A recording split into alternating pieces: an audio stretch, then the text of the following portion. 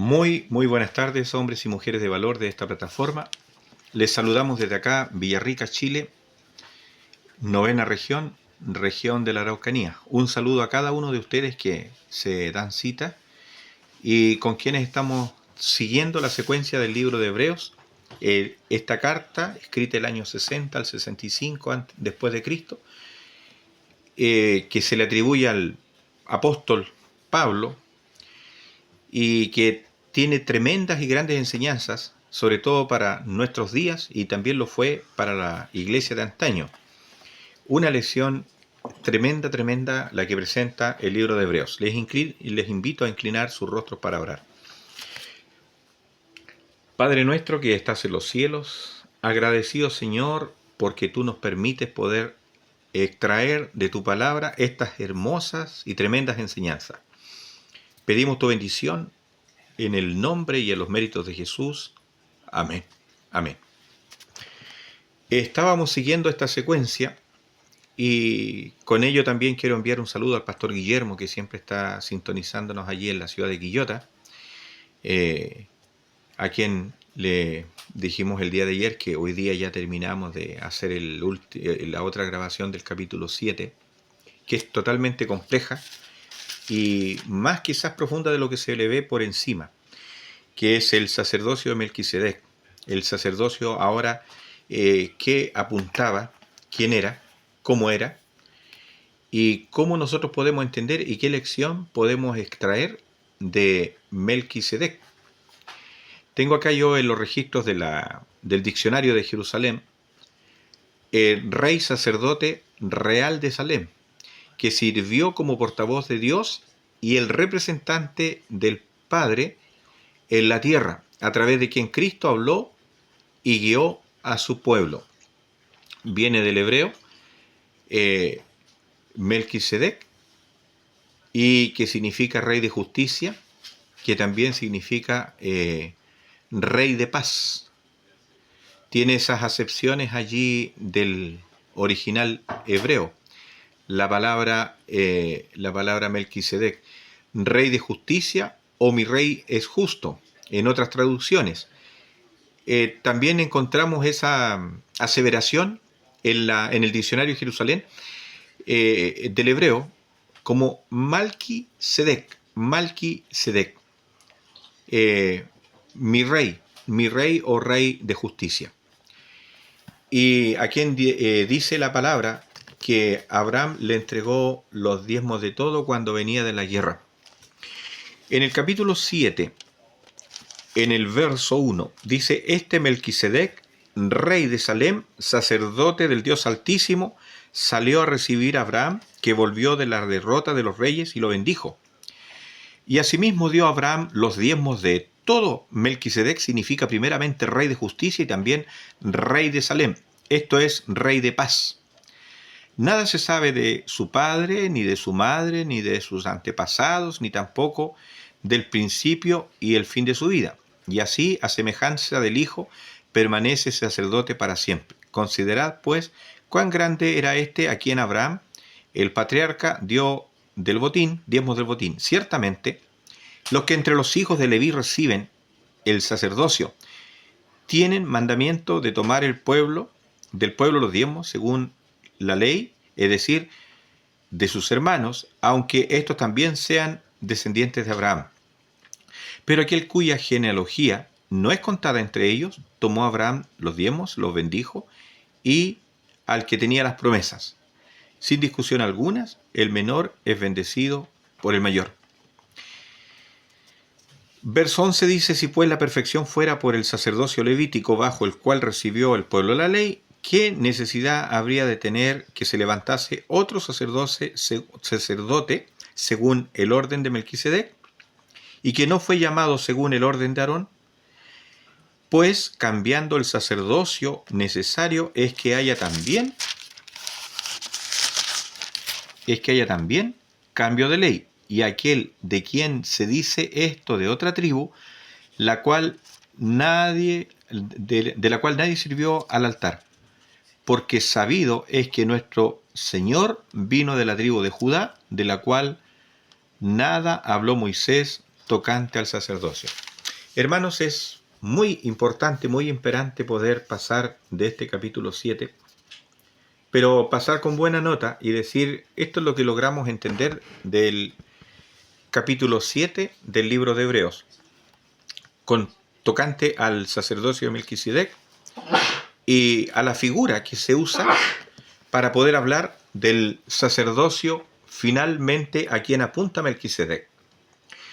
Si bien es cierto, Melquisedec no menciona la tribu de la cual viene, pero sí hace una especie de inauguración, Dios a través de este sumo sacerdote, para poder echar a andar el plan de salvación mediante ofrendas y un sistema en el cual estaba estipulado que era el sostén y la manutención de los ministros que estaban a diario trabajando allí en el templo terrenal.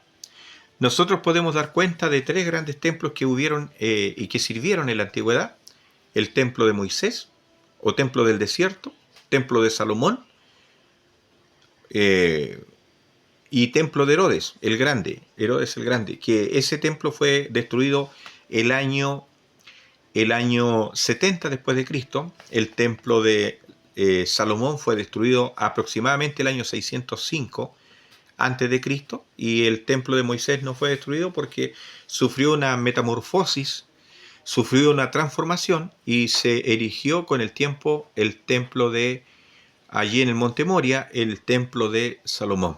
No vamos a entrar en muchos detalles porque yo sé que queremos llegar, y entiendo yo la necesidad y la preocupación de extraer el meollo del asunto del capítulo 7.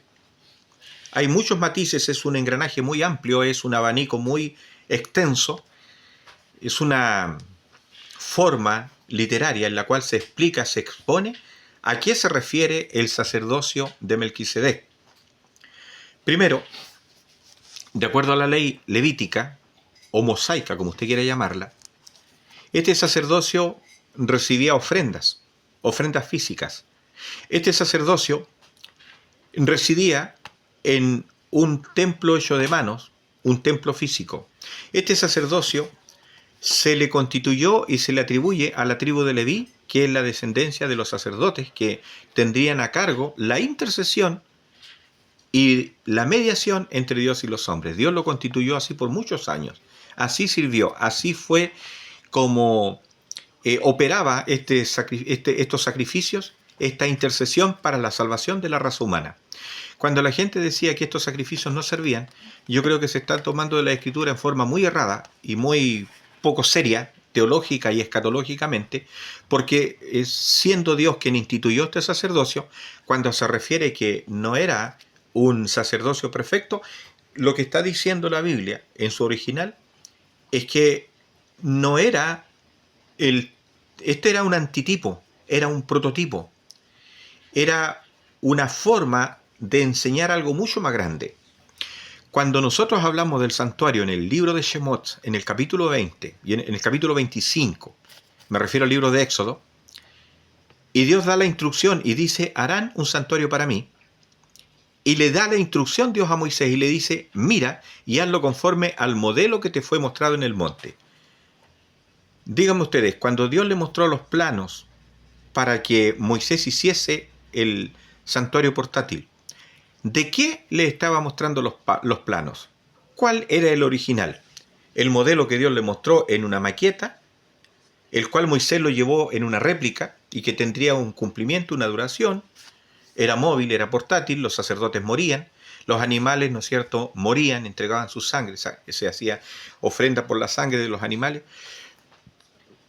¿O era el original lo que Dios estaba mostrando en el cielo? La figura, obviamente, era la réplica. La réplica era el templo de Moisés, el templo de Salomón y el templo de Herodes. Esa era la réplica. Esa era la ejecución, la figura o la copia del original. Lo que significa que el original estaba totalmente en el cielo. En el cielo estaba el templo original.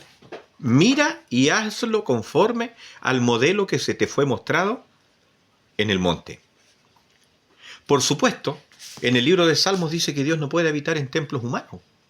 Y aun cuando Dios se dignase a poder hacer una forma fácil, atractiva, didáctica en la cual se hace andar el plan de salvación, eso no indicaba bajo ninguna forma que Dios no podía tener un modelo de una forma más perfecta, más completa, más amplia, más pura en el cielo mismo. Dios es Dios y Dios está en el cielo y Dios gobierna esta constelación, esta galaxia desde los cielos, desde su trono, desde su templo. El templo que Juan vio es el templo que Isaías vio, el templo que Ezequiel vio, es el original y esta era una copia. Por lo tanto, si era una copia, también los sacerdotes que oficiaban ahí eran una copia del original. Eran una representación, no eran para siempre. No eran eternos. La Biblia dice que estos sacerdotes morían. Tenían un tiempo de vida útil, un tiempo, y luego, ¿no es cierto?, ellos eran reemplazados por otros sacerdotes. Y toda esta forma de adoración, toda esta forma de la alabanza, toda esta forma de pedir perdón a través del santuario y del sacerdote, era temporal. Por eso dice que hasta que la ley lo permitiese. Y eso significaba que hasta que viniese el verdadero cumplimiento de lo que enseñaban estos templos y este sacerdote. Y este sacerdote, rey de Salem, era un sacerdote que recibió instrucciones por Dios, pero que a quien prefiguraba, a quien indicaba, de quien estaba profetizado que vendría, sería el sacerdote que con su sangre intercedería para siempre, por siempre, y ya no por una nación, ya no por un solo pueblo, sino por toda la raza humana y por todos los que habían de creer en las promesas y en el evangelio en el cual se estaba predicando. En el capítulo 7 tengo yo un pequeño resumen que dice que el autor usa el significado del nombre Melquisedec para ilustrar el sacerdocio sin pecado de Jesús. Usa este nombre para hacer saber a los creyentes que el verdadero sacerdote sería un sacerdote sin relación con el pecado. Los otros sacerdotes podrían tener una vida intachable, podían tener una vida, ¿no es cierto?, acorde con lo que Dios requería, pero no eran perfectos, no eran infinitos, no eran personas que no pecaban. Por eso dice acá, dice el autor, usa el significado del nombre Melquisedec para ilustrar el sacerdocio sin pecado de Jesús. Y dice, nada se sabe de su padre. Por aquí dice que este sacerdote de Melquisedec no tenía genealogía, sin padre ni madre. Eso era importante, pero no era lo más importante. Lo importante era que estaba ilustrando que Dios había dado la orden a través de la cual, por medio de un representante, por medio de un intercesor, era como nosotros podríamos llegar al cielo. Podíamos llegar y deponer y obtener pecado. Y yo quiero decir así en estos minutos que tenemos, que juntamente con este sacerdote terrenal, que intercedía por aquellos que, ¿no es cierto?, ante el Dios del cielo, ante el Dios que hizo el cielo y la tierra, ojo lo que estamos diciendo, tenía su contraparte. Tampoco vamos a ahondar en esto hoy porque es demasiado extenso, necesitaríamos hacer una campaña, una vigilia. Pero estaba la contraparte de los sacerdotes de Dios, estaba la contraparte de los sacerdotes de Satanás. Pastor, ¿y de dónde está sacando eso? Del capítulo 8 y capítulo 11 del libro de Génesis. El libro de Bereshit presenta la descendencia de Nimrud como que también ellos estaban haciendo una especie de sacerdocio. También ellos se creían los intercesores, los mediadores entre el puente al cielo. Y ustedes ven la mitra y todo lo que significa la vestidura de los sacerdotes católicos. Ahí usted se va a dar cuenta de que el gorro, la boca de pescado que representaba al pez Dagón, al dios Dagón, ya existían incluso antes de que Dios instruyese a Israel el año 1500. Yo estoy hablando de que el sacerdocio satánico estaba ya con la descendencia de Noé, los hijos de los nietos y el bisnieto de Noé de Cam, de Noé que era descendiente de Cam, que era Nimrud. Ellos ya tenían un sumo sacerdote, ellos ya cuando estaban haciendo la pirámide, el Etemenanki, estaban haciendo el Sigurat, estaban haciendo esta torre, ahí ellos ya habían elegido y ellos ya tenían un líder. Eso lo vamos a explicar más adelante. Y luego Dios instruye y dice, pero yo no es la forma como los hombres están haciendo una intercesión entre las deidades solares, entre los astros, sino que esta es la forma en la cual yo quiero que me adoren. Y Dios instituyó a través de Abraham esta forma de sacerdocio. Esto es lo que yo estoy diciendo. Antes le había dado órdenes a Noé, antes le había dado órdenes a los descendientes de Adán, de una forma más precaria, más rústica. Pero ya cuando vino la escritura, ya cuando viene la construcción de los edificios en sí, Dios le dio las directrices, hagan esto conforme al modelo que les ha sido mostrado en el monte. Siendo así, dice que el sacerdocio de Melquisedec sería reemplazado por uno más justo, por uno mejor. En otras palabras, este sacerdocio anterior y posterior a Abraham, tendría un cumplimiento, es decir, sería temporal, hasta que viniese el verdadero sacerdote y sumo sacerdote. Y Jesús obviamente tenía varias nacionalidades, varias descendencias. Según lo que presenta el libro de Hebreos, era de la tribu de Judá, porque él es primogénito. Pero espiritualmente y teológicamente, he dicho siempre, en estudios anteriores, que él pertenecía al sacerdocio de Leví. ¿Por qué? Porque Jesús era sacerdote, pertenecía a la tribu de Leví en la parte espiritual y a la tribu de Judá en la parte genealógica, y pertenecía al cielo en la parte divina. Es decir, él no tiene una sola sustancia en su nacimiento, en su concepción y en su intercesión, porque él es Dios.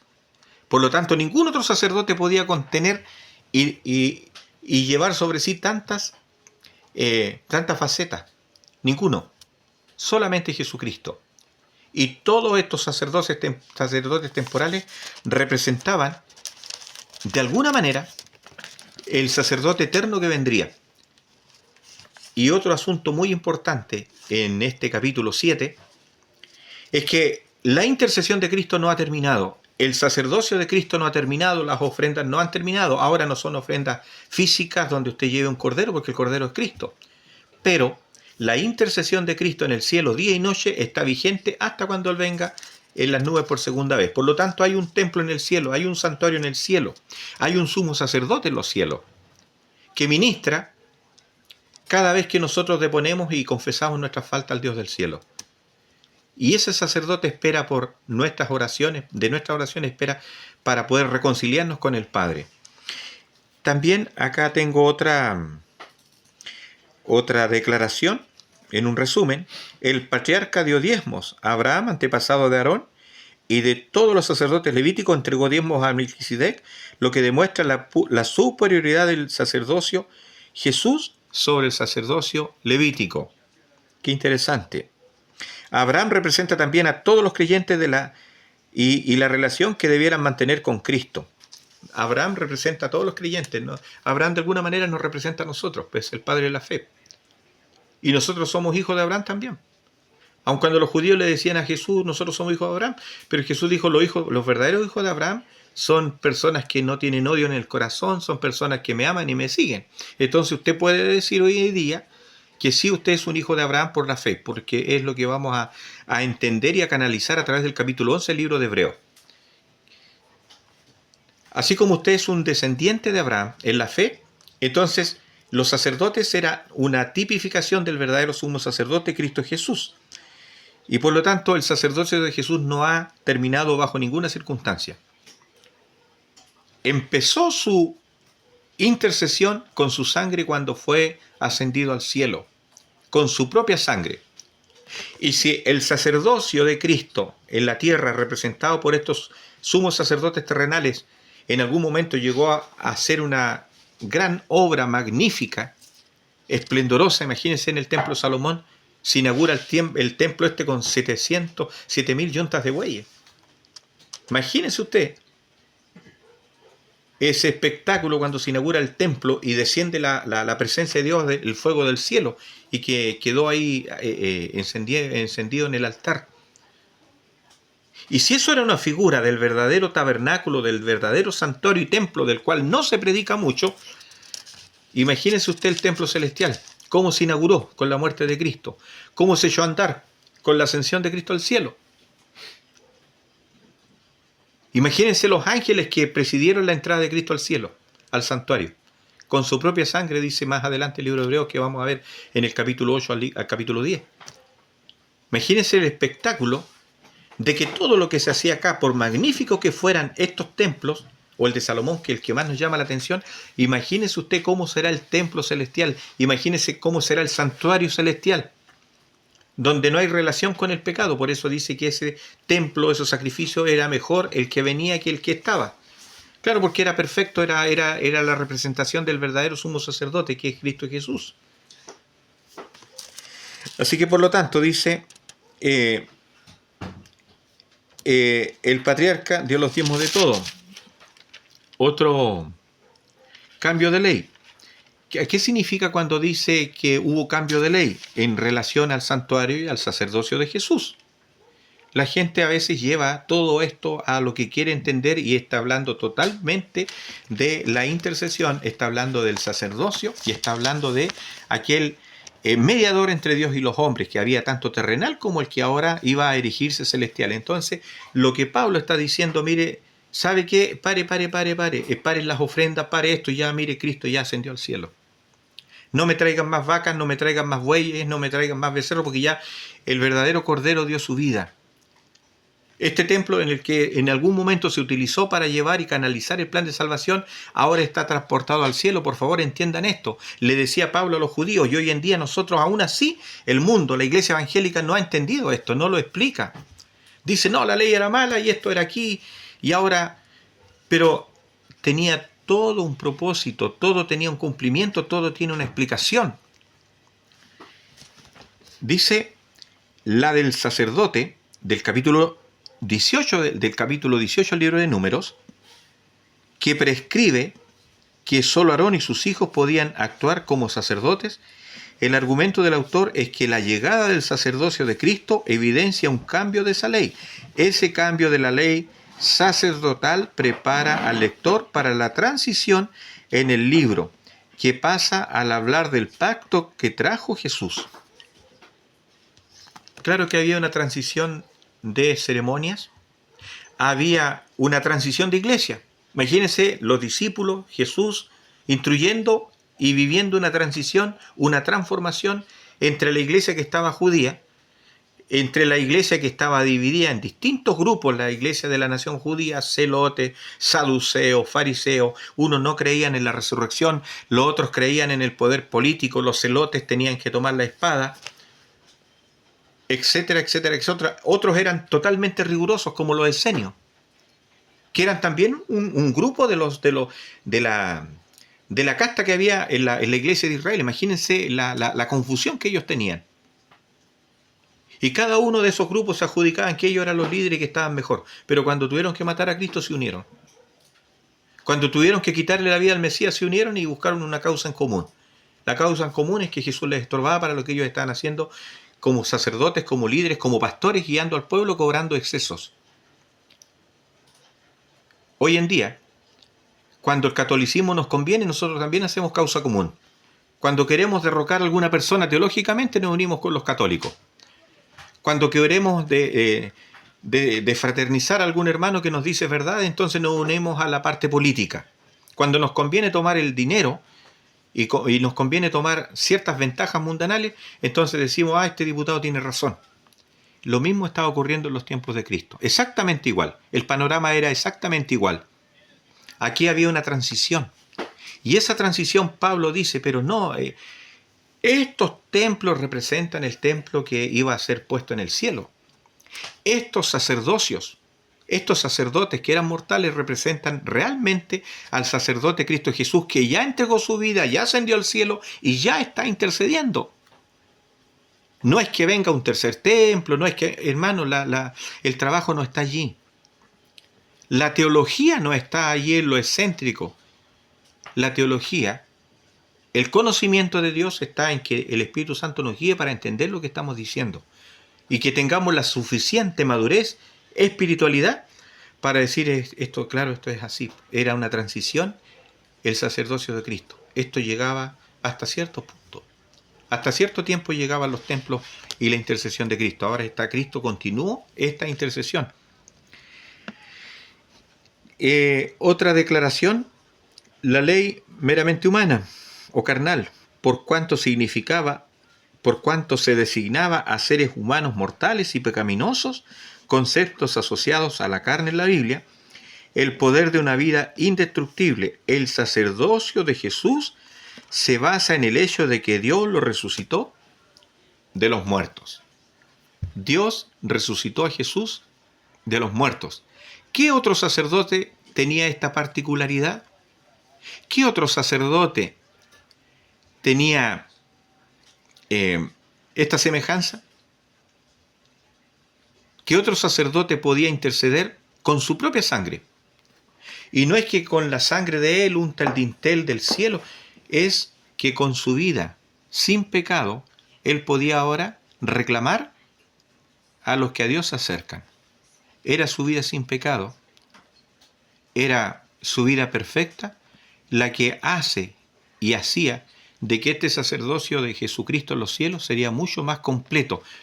Utiliza la expresión, la Reina Valera era un sacerdocio mejor, pero una de las traducciones que más se aviene, que más se ajusta, es la expresión un sacerdocio más completo.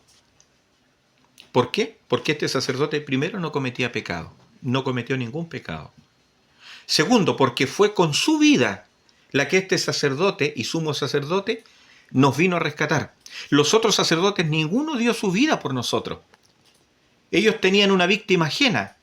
Ellos degollaban sangre de un cordero. El cordero no era su cuerpo, lo compraba el oferente, lo compraba aquella persona que pedía perdón por su falta.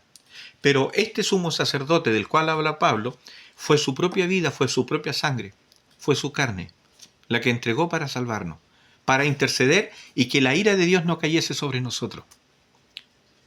Y eso hace la descripción de la palabra, este sacerdocio era un sacerdocio y es un sacerdocio perfecto, porque es nuestro propio Señor Jesucristo. Y solamente Él sabe cuánto costó la salvación. Solamente Él sabe y entiende lo que está haciendo ahí en los cielos y lo que realmente nosotros valemos para Dios cuando nosotros nos arrepentimos y nos acercamos a Él. Este sacerdote tiene la garantía de que intercede con lágrimas para que nosotros nos salvemos. Este sacerdote lleva en su pesar y esculpía, dice la Biblia en el libro de Apocalipsis, en su mente, lleva nuestros nombres, esperando que tú y yo nos arrepintamos, esperando que tú y yo confesemos nuestras faltas. Al mundo casi no le interesa. Y muchos hijos de Dios que son pseudo cristianos no les interesa. Pero si alguno en esta plataforma, si algún pastor o hermano de iglesia sí le interesa, puede comunicar estas enseñanzas con otros para que sepa que la garantía y la salvación está asegurada en la medida que nosotros nos acerquemos y pidamos que este sumo sacerdote, Cristo Jesús, interceda por nuestras faltas. Otra declaración dice que la ley no llevó nada a la perfección. La ley consiguió transformar, la ley nunca transforma nada. La ley del sacerdocio, la intercesión de los sacerdotes levíticos mediante sacrificios de animales no podían perfeccionar a los adoradores en lo que respecta a su conciencia. Pero Jesucristo, antes de ser sacerdote, primero fue la víctima. Y antes de ser víctima, Él tuvo que vivir una vida pura, una vida limpia, una vida perfecta. La vida de Cristo fue perfecta. No había talla en Él, no había pecado en Él. ¿Y sabe usted por qué Él vivió una vida sin pecado? ¿Usted se ha preguntado alguna vez por qué Él vivió una vida sin pecado? Es fácil que una persona, de repente un físico, me decía hace años atrás, un profesor de teología, profesor entre comillas porque ahora es agnóstico, y me decía que la vivió porque la ley mandaba que Él tenía que vivir sin pecar, pero Él no pecó porque Él era Dios. Y la razón no es esa. La razón de vivir una vida perfecta fue porque Él tuvo que derrotar a Satanás, donde Satanás derrotó a Adán en su porte santo en el Edén.